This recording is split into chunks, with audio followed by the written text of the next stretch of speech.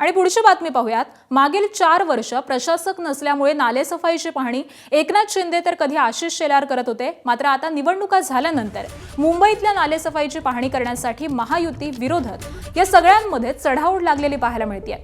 विरोधी पक्षनेता किशोरी पेडणेकर यांनी काही दिवसांपूर्वी नालेसफाईची पाहणी केली। मुंबई महापालिकेच्या महापौर रितू तावडे यांनी सुद्धा विविध ठिकाणी जाऊन नालेसफाईचं काम कसं सुरू आहे याचा आढावा घेतला। महापौर रितू तावडे यांनी आपल्या सहकारी पक्ष असलेल्या शिवसेनेच्या उपमहापौर संजय घाडी यांना सोबत घेतलं नाही किंवा निमंत्रण दिलं नाही, त्यामुळे त्यांनी सुद्धा आपल्या नालेसफाईचा वेगळा दौरा केला। आता भाजप नेत्यांकडून आज देखील नालेसफाईचा पाहणी दौरा केला जातोय।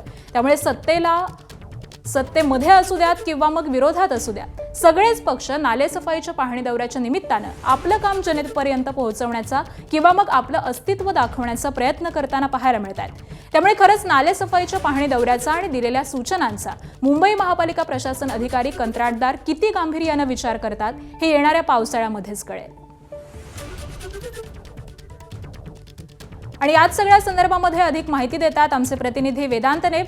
वेदांत, खरं तर ही चुरशी पाहायला मिळतेय। खरं तर सगळेच पक्ष हे नालेसफाईची पाहणी करतायत, मात्र ग्राउंडवरती नेमकं काय आहे, नालेसफाईचं हे काम कितपत केलं जातंय, काय चित्र दिसतंय मुंबईमध्ये सध्या?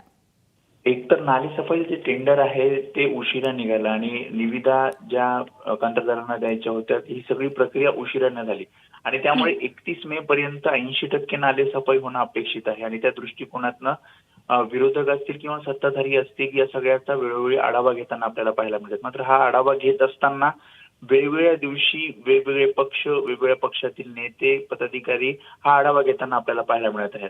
आधी महापालिकेमध्ये महापौरांचा दौरा व्हायचा, आयुक्तांचा दौरा व्हायचा आणि विरोधी पक्षाचा एक दौरा व्हायचा।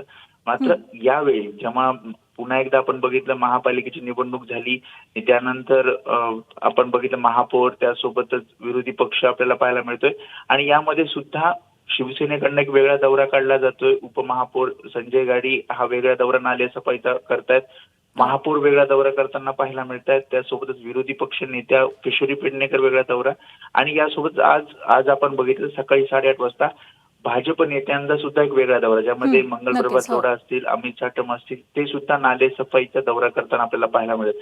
त्यामुळे आपलं अस्तित्व दाखवण्यासाठी किंवा आपण ग्राउंडवर उतरून काम करत आहोत हे मुंबईकरांना दाखवण्यासाठी अशा प्रकारे नालेसफाईचा दौरा वेगवेगळ्या पक्षांकडनं केला जातोय असं म्हटलं जातं। त्यामुळे प्रत्यक्षात या नालेसफाई दौऱ्याचा कितपत फायदा होतोय तर पावसाळ्यात कळेल, कारण बरोबर आहे। त्यामुळे प्रत्यक्षामध्ये ग्राउंडवरती नेमका कसा फायदा होतो हे पाहणं अत्यंत महत्त्वाचं ठरणार आहे। धन्यवाद वेदांत या सविस्तर माहितीसाठी।